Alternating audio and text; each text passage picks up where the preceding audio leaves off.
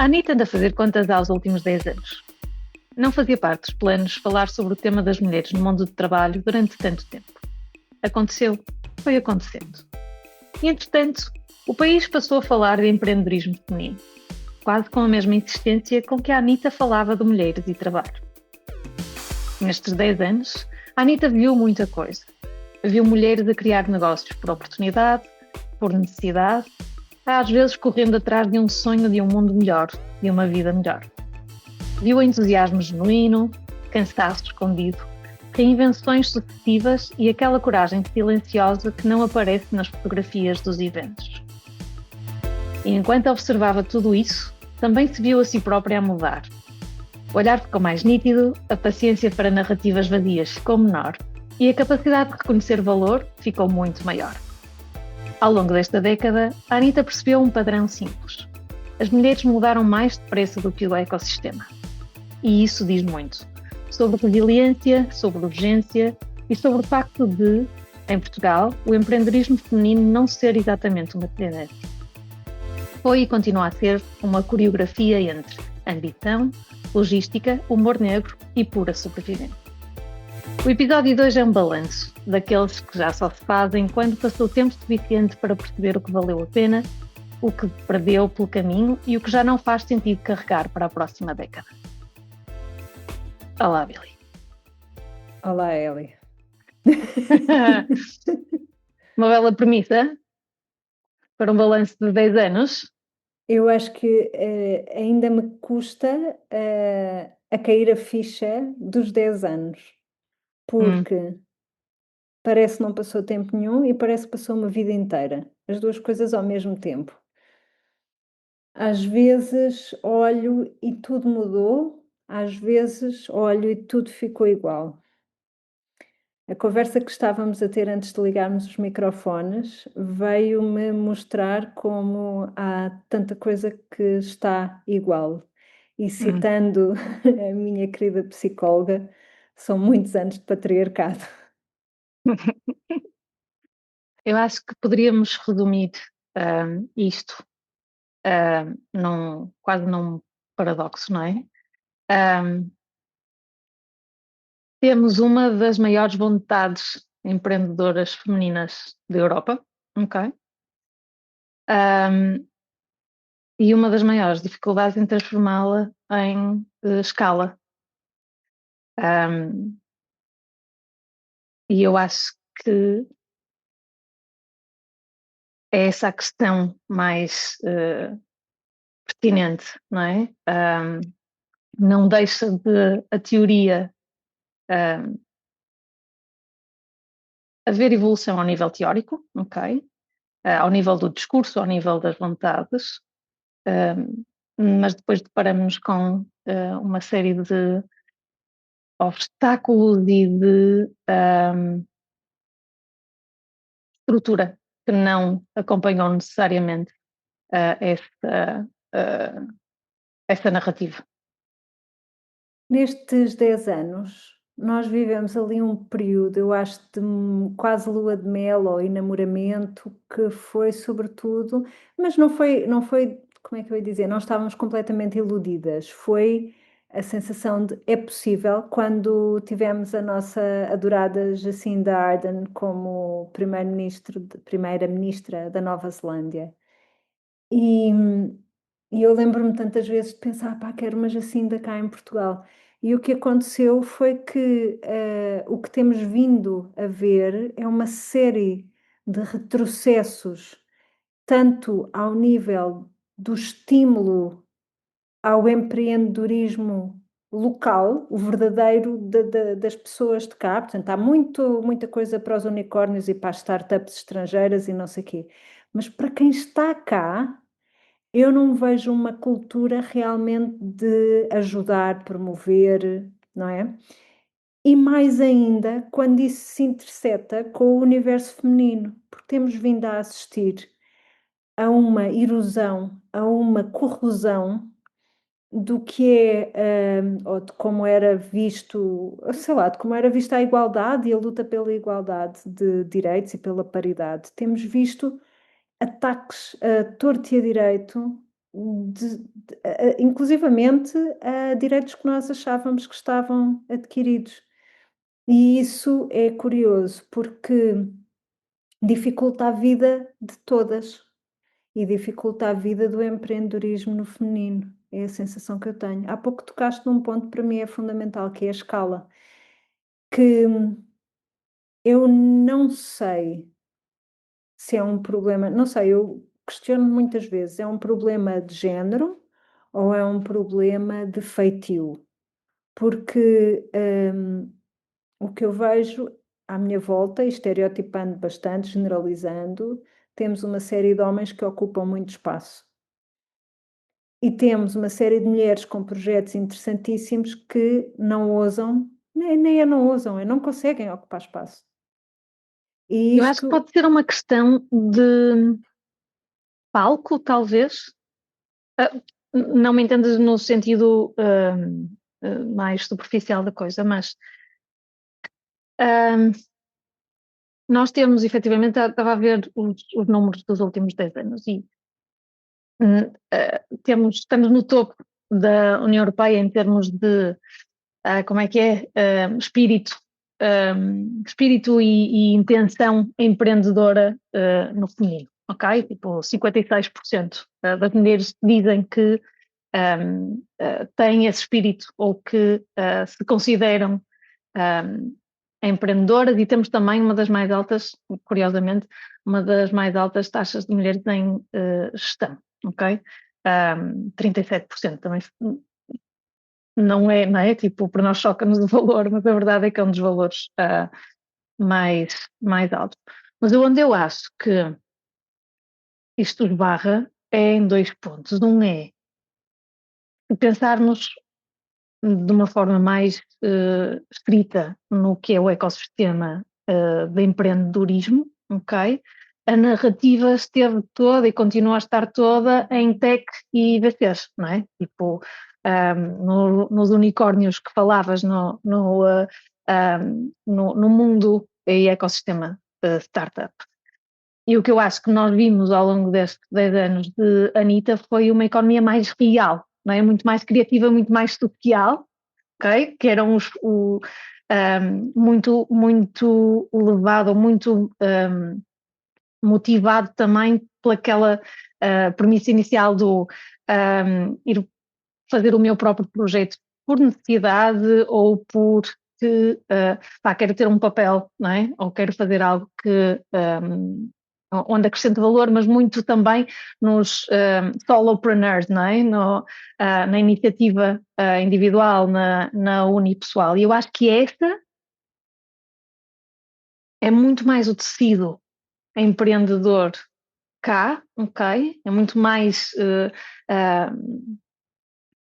espelha muito mais o que é o verdadeiro tecido empreendedor cá do que propriamente depois onde está toda a narrativa, onde está toda a atenção, onde o ecossistema se mexe mais, não é? Nessa dinâmica de, não é? Que os Web Summits desta vida nos trouxeram, mas que é muito esse um, é onde ainda a representatividade é muito menor, não é? Mas é onde todo o financiamento depois também está, não é? E portanto eu acho que via mais por essa questão de há um desajuste entre essa narrativa e depois efetivamente o que está no terreno, não é? O que acontece no terreno e um, as estruturas ou as infraestruturas que não acompanham e que não ajudam quem está no terreno, não estão preparadas para quem efetivamente está no terreno. eu acho que é a Capicua que diz que os homens não são fãs de mulheres. A Virgínia também, lembras-te? A Virgínia já não Ai me não, a lembro. Virgínia dizia outra coisa, que era não os usavam como espelhos. Sim, e eu acho que tem razão, a Virgínia, e a Capicua também tem razão. Há muito poucos homens que recomendem livros de mulheres, apreciem artistas mulheres, apreciem. empreendedoras mulheres. Então, o que eu acho que acaba por acontecer muitas vezes é que, e por mim falo, a minha experiência é que o meu público é estritamente feminino. Eu sei que o meu produto, o meu serviço é para mulheres, não tenho dúvida. E depois há sempre aquele gozo de como assim desenhamos juntas? Então eu sou homem, não posso estar, mas em brincadeira, porque na verdade não querem estar, não é? Porque lá está, É só porque estão a ser excluídos. é só porque estão a ser excluídos, exatamente. E agora, isto também, assim, quase em tom de anedota, há umas semanas estava a jantar com uns amigos, estávamos eu e o Paulo a jantar com uns amigos, e eles eram um casal heterossexual, e ele dizia-me assim: Billy, vocês mulheres têm que ocupar mais espaço. E eu, sim, e tentava falar, e ele interrompia-me e falava por cima. Vocês têm, não sei o quê, tatatá. E eu tentava falar e ele interrompia-me e falava por cima. E eu dei por mim a pensar, olha, giro, curioso, não é? Tinhas de falar mais alto, claramente. O problema claramente era meu, que não estava a falar alto o suficiente, que parava de falar quando me interrompiam, todas essas coisas. Mas achei uma ilustração tão real daquilo que eu acho que acontece, que é, nas intenções, os homens estão cá para nos apoiar. Na realidade, depois há sempre uma interrupção, há sempre uma coisa que tem que nos explicar como é que se faz, não é? Há sempre uma coisa que é muito importante explicarem-nos para nós percebermos logo naquele momento e não nos deixam terminar o raciocínio. E é isto que eu vejo, não só à microescala, como também a uma escala maior. E acho que é isso também que a Capicua diz: os homens não são fãs de mulheres, os homens gostam das mulheres para lhes explicar coisas, para lhes mostrar como é que o mundo é feito, não é? Sei lá, agora, enfim, seja por que razão for, vemos o Cristiano Ronaldo a falar das virtudes da mulher dele como o recato e não sei o quê. A mulher, não que eu siga o trabalho porque não me interessa, mas acho que tem não sei quantos documentários na Netflix, que é uma empresária de sucesso. Faz-me um bocadinho de impressão. Eu entendo que possa encaixar numa certa narrativa que é importante para ele se manter onde está, no contexto político onde Atual, está, sim. eu percebo isso, mas custa muito vê-la reduzida a uma mulher recatada que o que faz é cuidar muito bem dos filhos e da casa, não é? Sei lá, e ele não cuida dos filhos e da casa? Isto para dizer o quê? Eu acho que continua a ser muito ameaçador para muitos homens uma mulher que ocupe espaço. E por isso vemos tantos homens a dizerem: sim, sim, ocupa espaço. E assim que tu começas a ocupar espaço, passam por cima que é para não ocupares mais espaço. Então, estou a sentir que o meu discurso hoje está um pouco, talvez, pessimista e não seria isso que eu gostaria de passar, não seria essa a mensagem. Se calhar o que nós temos hoje, e como tu dizias na introdução, é muito menos paciência para o fala barato, para o que não interessa, e eu acho que isso é muito importante, é um avanço muito, muito bom e muito importante. E agora ajuda-me a trazer mais coisas positivas para a mesa, porque não sei se é do tempo.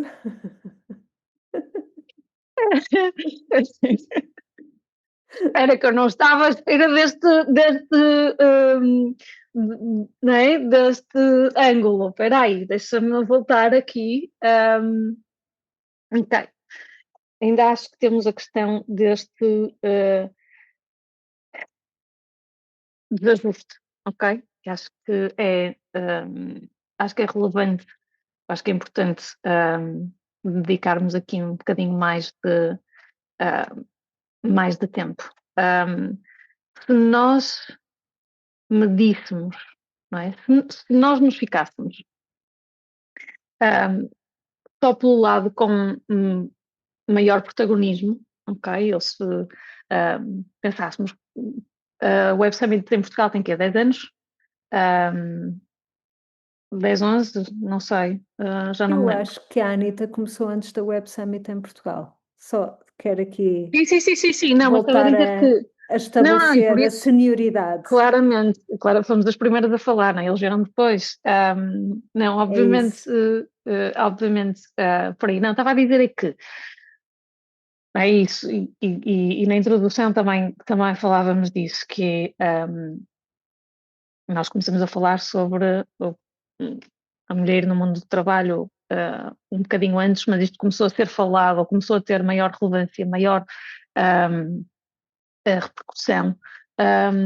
Eu acho que com a vinda da Web Summit para Portugal, com todo o ecossistema startup a borbulhar, e depois eu acho que houve aqui alguns pontos positivos, ok? Eu acho que houve aqui algum impulsionar um, e um abrir portas, ok? Sem dúvida. Um, Se pensarmos, por exemplo, no que era os programas que a Web Summit ainda faz hoje, não é? De tentar trazer o Women in Tech, ou de tentar assegurar que havia maior participação de mulheres na Web Summit, o surgir da Women in Tech, os incentivos que começaram a surgir também para alguns dos projetos um, liderados ou que ajudassem as mulheres a entrar mais neste mundo, eu acho que efetivamente ajudaram.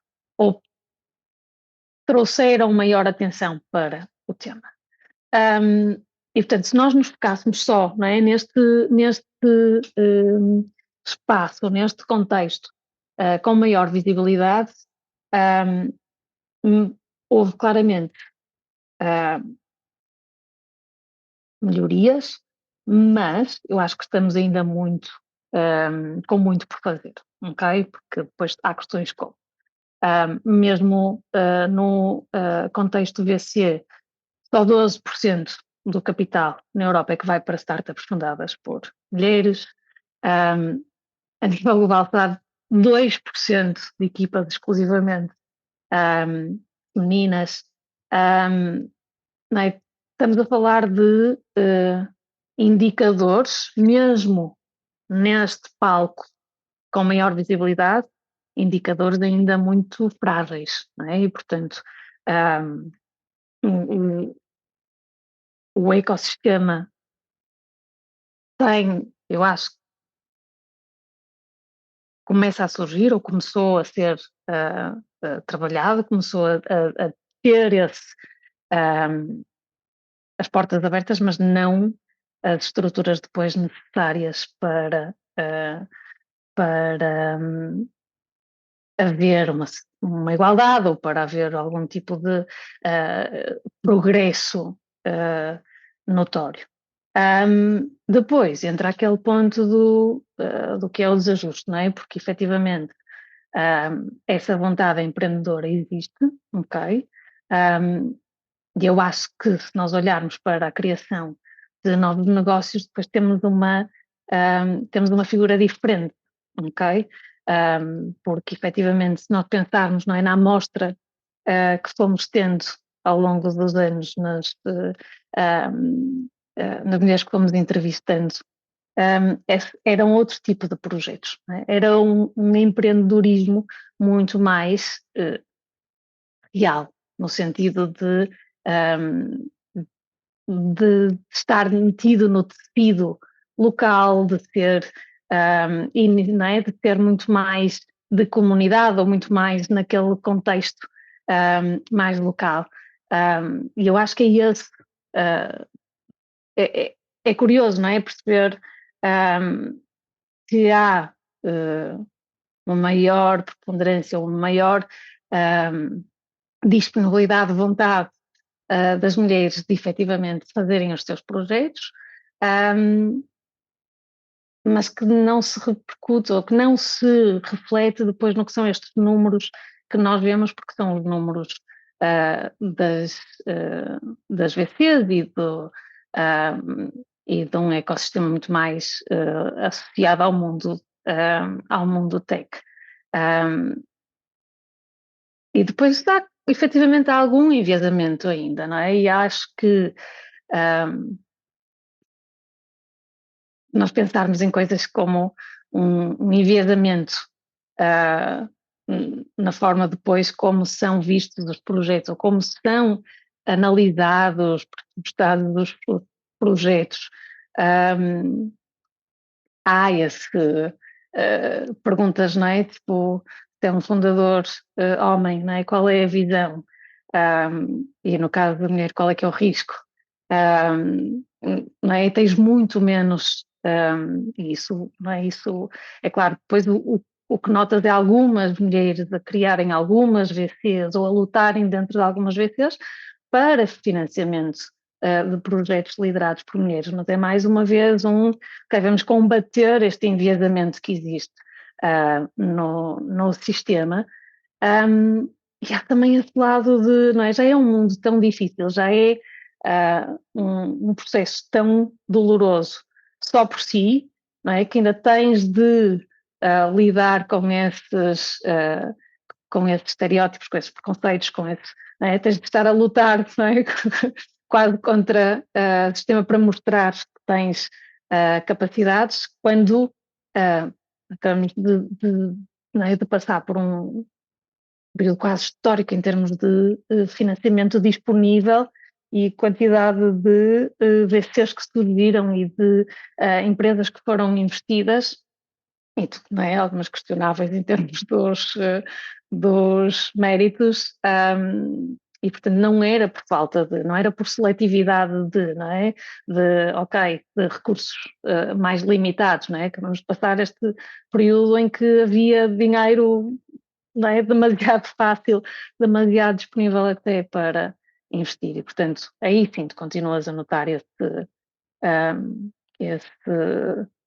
enviesamento, quer ao nível das avaliações, quer ao nível depois dos fundos que eram investidos. Não há episódio da Anitta em que eu não falo da Santa Denise e da Santa Naila. E hoje também não vai ser exceção. E isto porque eu acho que o que elas trazem ao panorama é algo de muito positivo. Também tens a Marie Forleo, a Amy Porterfield, existem uma série de figuras que acabam, se calhar, por ser, tanto que a gente até as consegue nomear, não é?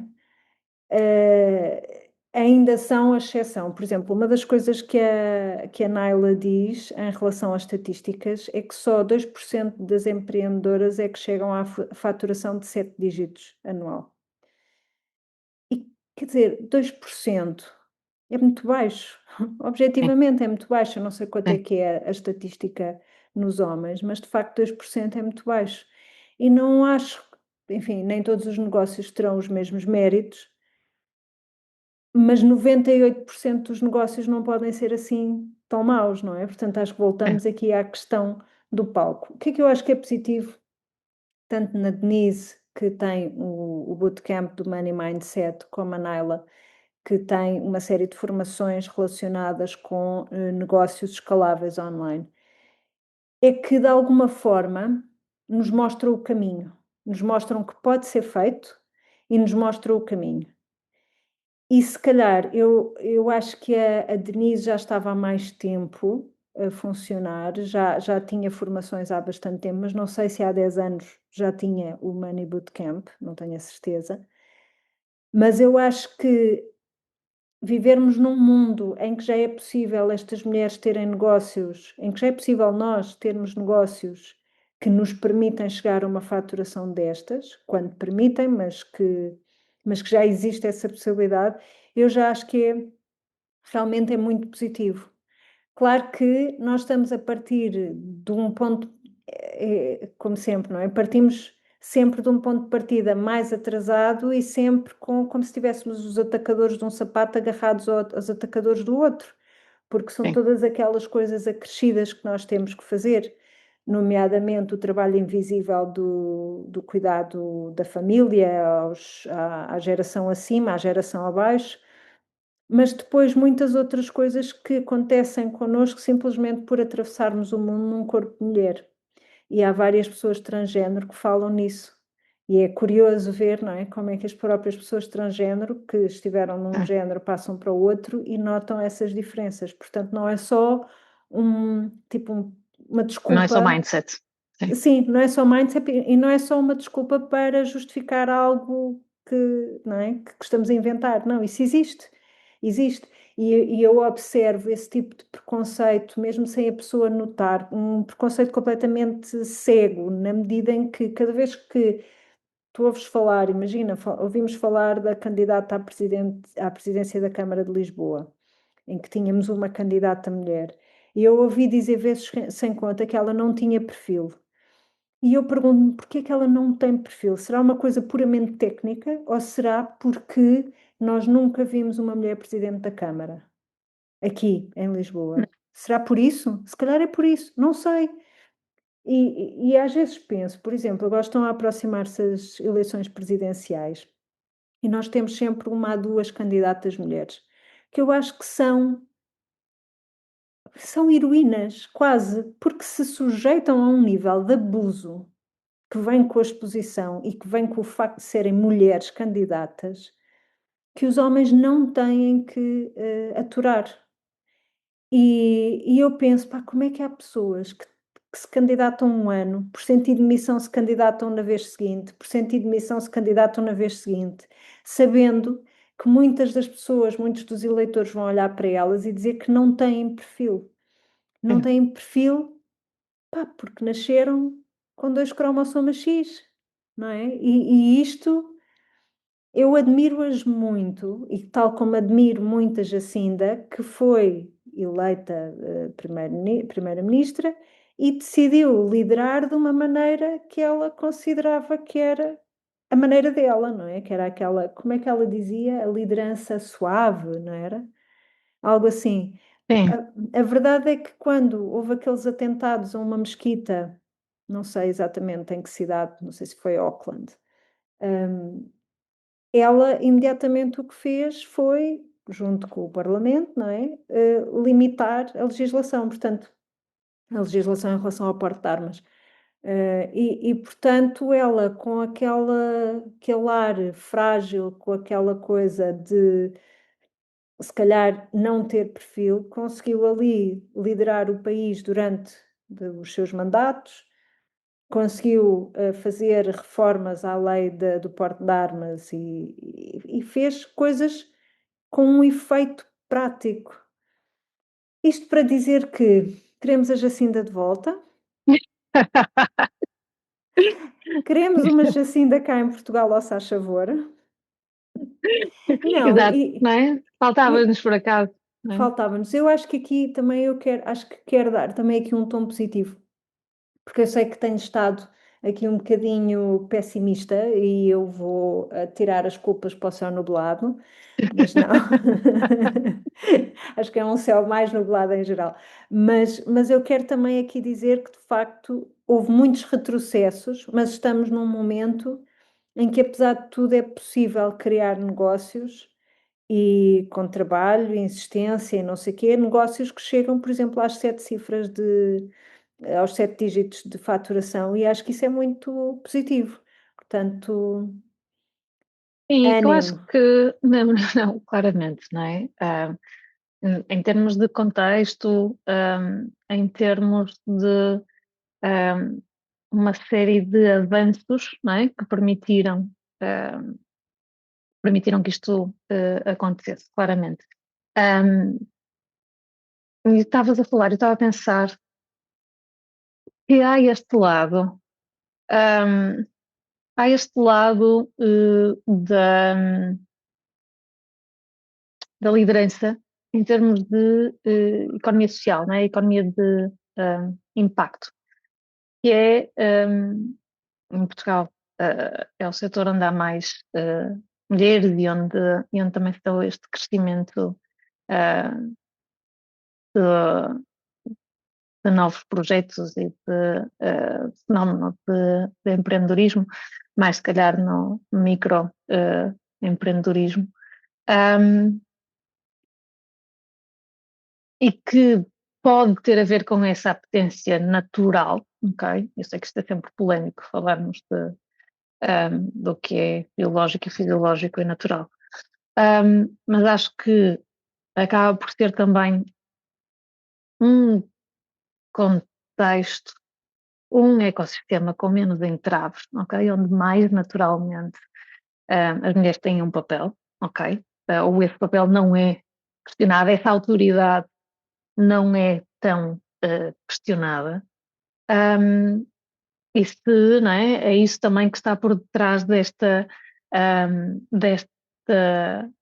movimento em termos de economia criativa, de economia social, por ser em contexto, não é? Se compararmos com o tech, por exemplo, onde em- há mais, mulheres há mais uh, uh, em número e depois, portanto, ter mais, algo mais, uma evolução que não se questiona tanto.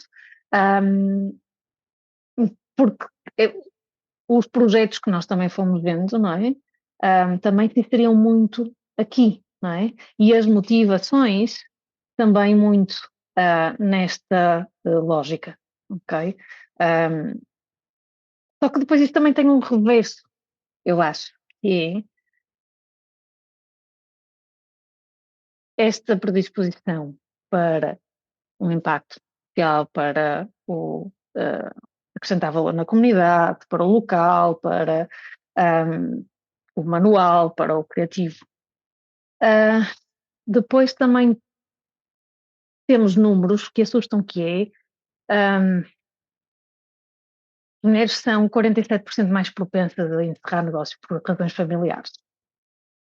Não é? Portanto, aquilo que te move move-te no sentido da criação, mas também te move no sentido de, pá, não é?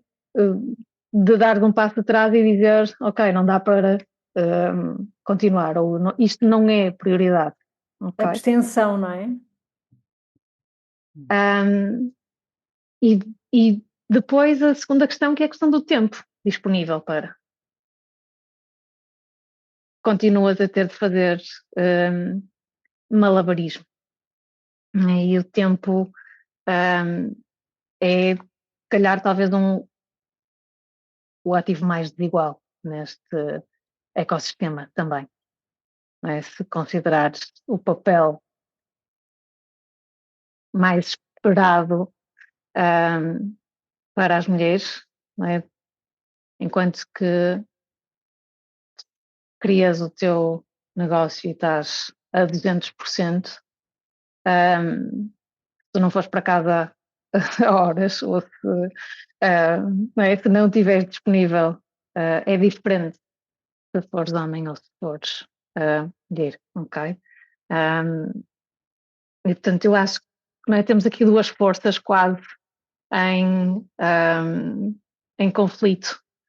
Por um lado tens essa maior apetência para teres, acrescentares valor e para teres esse impacto real a nível de economia social, e depois também és a primeira a ter de o fazer na outra esfera, na esfera mais pessoal, e portanto este pessoal e familiar, e portanto este, este conflito, e não sei se, não é? Até que ponto é que estas forças também não se anulam ou fazem com que estes números, não é? Expliquem alguns destes números também. Eu acho que tocas aí também num ponto que é essencial, que é a masculinização da maneira de trabalhar, mais do que do mercado de trabalho, é a maneira de trabalhar. E o que é que eu quero dizer com esta masculinização? Quero dizer aquela ideia de que tens de trabalhar, trabalhar, trabalhar, trabalhar, dar, dar, dar, dar, dar, dar, dar, dar, dar. Quando é preciso dar, dar, dar, dar, dar, a maioria das vezes telefonam da escola a dizer que a criança está doente. Quem é que deixa de dar, dar, dar, dar, dar para ir buscar a criança? Acho que aqui já toda a gente sabe a resposta. Pode Porquê haver que eu digo quem isto? ainda se surpreenda, pá. Mas porque estava assim metida num buraquinho, ou às escuras. Pois, só assim. E eu acho curioso, e E vou aqui agora contar aqui uma história um bocado pessoal, que é o seguinte: eu estava a fazer a minha planificação para o ano 2026. Sim, porque Ai, tu és Ellie, muito adiantada. Espera aí, ainda não abri sequer o meu Excel. Ellie Maris, esta pessoa Agora que tu vais-me dizer aqui que fizeste vês, isso num Excel. não só fiz no Excel, como também fiz o fecho do ano. Apesar de ainda não termos chegado ao final do ano, já tenho as continhas todas até Meu novembro Deus, feitas meu Deus. e já sei que Criamos um monstro. percentagem. Eu sei, pá, eu sei. Isto é dramático, isto é dramático. Isto tem, pronto, lá está, Santa Naila, não é? Que orgulho, que Ah, orgulho. e estava a fazer a minha planificação para 2026 e em 2025, portanto, quando eu faço o fecho do ano, reflito também se como é que correu o ano comparado com a palavra que eu tinha escolhido como, vá, bússola, norte. E para 2025 eu tinha decidido que me ia focar em expansão, mas não fui específica o suficiente, não é? E quando agora cheguei ao final de 2025, notei que houve imensa expansão em imensos aspectos, talvez não naquele que eu tinha imaginado ao princípio. Pronto, e então, A força das palavras. Olha, não nos vai levar ao livro que vamos analisar agora. pronto, a força das palavras. Bom, e então estava a fazer agora a planificação para 2026 e não me estava a surgir nenhuma palavra, não me estava a aparecer.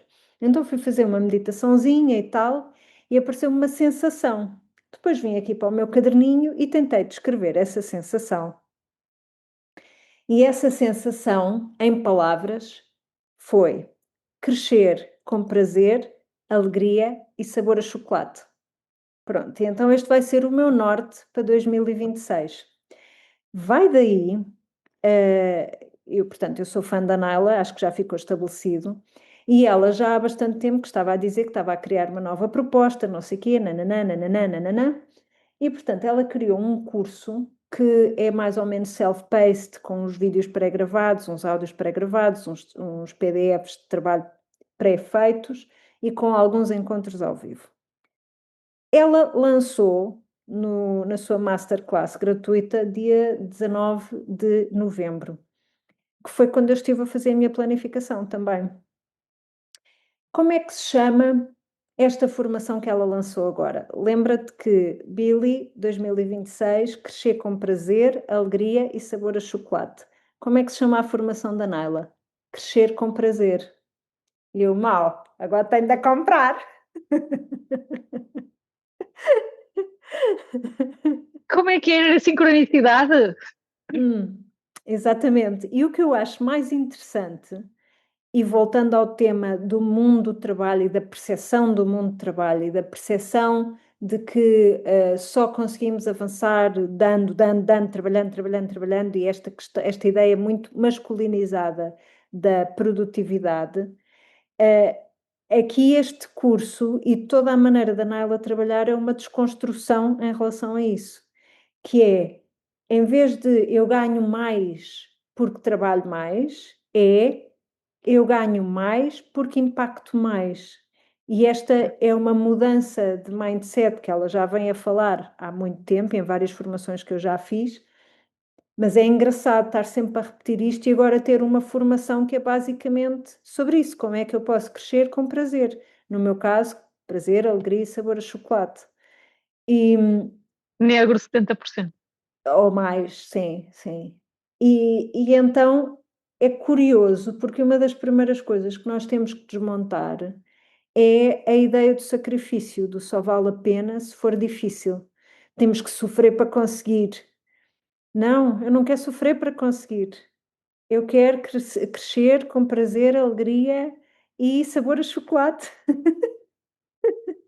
Isso foi parte também da aprendizagem, não é? Dos últimos 10 anos. Sim, Passarmos da omnipresença e do multitasking para a monotasking e a intencionalidade. E com algo de slow living, como a Constança nos foi partilhando connosco ao longo dos anos também. exatamente. E eu acho que é importante também honrar o caminho feito, porque só dá para chegar aqui tendo passado por tudo o resto. não é? Atravessado todo aquele caminho em que achávamos que mais, mais, mais, mais, mais, mais, e lá está, lembras-te dos malabarismos com tudo no ar, os pinos todos no ar, não sei o quê, para agora, não, agora se calhar voltar a um outro momento, se calhar mais centrado, mais conectado contigo própria, com aqui pelo menos para as introvertidas, com mais momentos e espaços de silêncio. E eu acho importante, porque isto também vem de um amadurecimento de, nomeadamente 10 anos de podcast, em que valorizamos agora muito mais esses espaços de silêncio, esses espaços de calma, esses espaços em que não estamos necessariamente a interagir com dispositivos, eventualmente que até estamos a ler livros para o Clube do Livro da Anitta.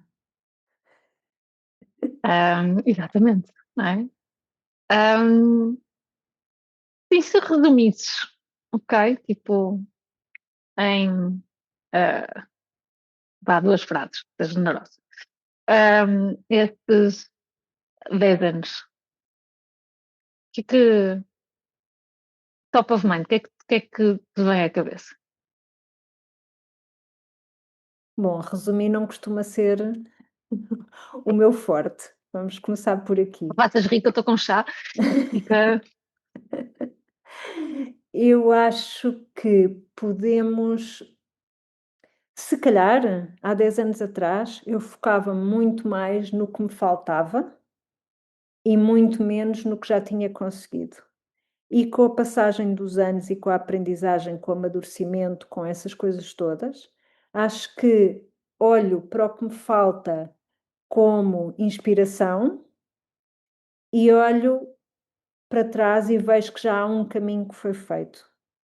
E celebro mais esse caminho que foi feito do que alguma vez fui capaz de celebrar. E acho que, sobretudo, é isso. Fico feliz por hoje já conseguir celebrar. E acho que, se a gente for ver, temos 10 anos de Anitta no trabalho, isto é para celebrar. Isto é com sabor a chocolate. E tu que sim que és uma pessoa que é capaz de fazer resumos mais sucintos do que eu, como é que tu resumes? Eu acho que escolhi este ponto da transição de, do multitasking e da omnipresença para a intencionalidade um, e para a multidisciplinaridade, ok? Um, que é diferente do tudo ao mesmo tempo para construir a ideia de mosaico, não é? E que cada peça vai tendo o seu tempo. Um, acho que a aprendizagem maior foi deixar de o trabalho passou a ser só um dos campos, ok? Uma das dimensões e não a dimensão central.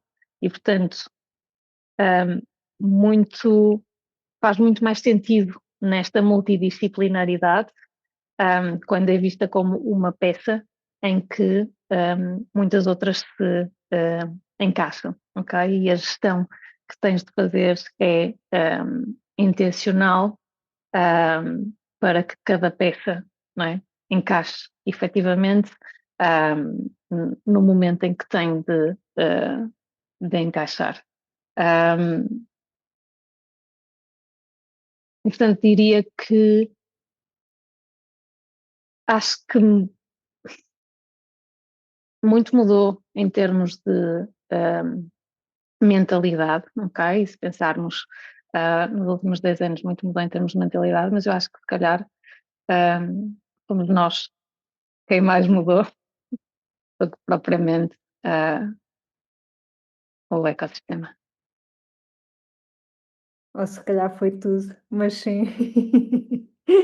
Eu quero só aqui voltar a falar de uma das peças da Anitta, aliás, duas peças da Anitta, estavas a falar nas peças encaixarem. Então, a Anitta, para além do podcast, tem duas peças de contacto direto com a comunidade.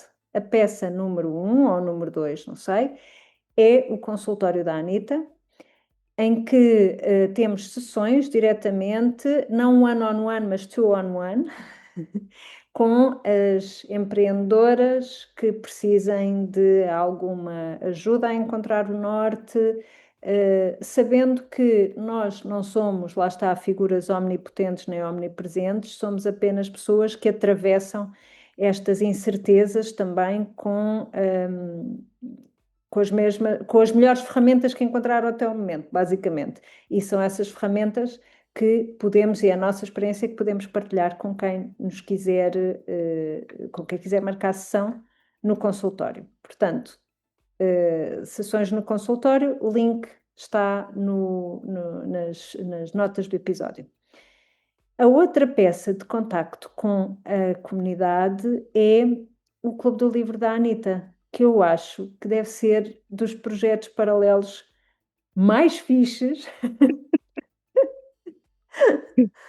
E nada suspeito, porque isto é unânime, opinião unânime. Epá, é mesmo fixe, é mesmo divertido, eu adoro as nossas sessões. É muito interessante como temos uma comunidade pequena, de nicho, mas muito, muito, muito comprometida e é muito giro. Neste trimestre estamos a ler um livro que até foi sugestão de uma das participantes, Olá Margarida. Ainda não sei muito bem se quer dar tal na Margarida ou não. Não, estou a Não, não, brincar. não, não, adoramos, adoramos, adoramos. Mas é engraçado porque o Clube do Livro da Anitta também é um projeto muito participativo, porque as escolhas dos livros são sempre votadas pelas participantes e a partir de sugestões das participantes. E então é muito giro. E é muito giro ver também os pontos de vista diferentes com que cada pessoa chega à sessão, depois de todas termos lido o mesmo livro.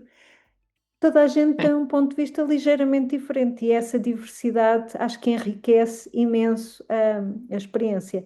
É muito curioso, nós fazemos os encontros às quintas-feiras, precisamente que é para aqui estas pessoas em perimenopausa terem uma energia, vá, pelo menos relativa, porque o entusiasmo é grande, mas às vezes a energia, o físico nem sempre quer acompanhar, vá. Então fazemos a sessão à quinta-feira precisamente por isso. E acho que desta vez estamos ainda mais entusiasmadas com a próxima sessão, porque é um livro muito pouco linear e que eu acho que vai dar aso a uma discussão muito diversa e por isso também muito sim, rica. O sim. livro que estamos a ler é o Ecologia, da Joana Bertolo. Podem ir a anitanotrabalho.com e procurar lá Clube do Livro e ver todas as informações e saber também como é que se podem inscrever. A partir do momento em que quiserem entrar, são logo adicionadas ao grupo de WhatsApp onde temos estado a trocar mensagens sobre o livro. E lá está, enquanto que há livros que são mais ou menos unânimes, há livros que geram mais diferenças de opinião, digamos. E por isso, se estiverem interessados, não percam a oportunidade, porque eu acho que esta sessão promete. Esta promete, claramente. Temos já na discussão preliminar, já temos opiniões muito polarizantes. Portanto, isto promete ser a ferro e fogo no dia 4 de dezembro. 4 de dezembro, às 21 horas, em formato online. A participação tem um custo simbólico de 5 euros e fica o convite feito para quem se quiser juntar. Eu diria que, não é? Se é algo que nós levamos destes 10 anos, é que as mulheres não esperaram necessariamente que o ecossistema mudasse, certo? E mudaram elas. E, portanto, agora resta ao ecossistema acompanhar-nos. Portanto, cá cá estamos e convidamos a ver na primeira fila os próximos 10. Os próximos 10 e dava assim um arrepio pela espinha.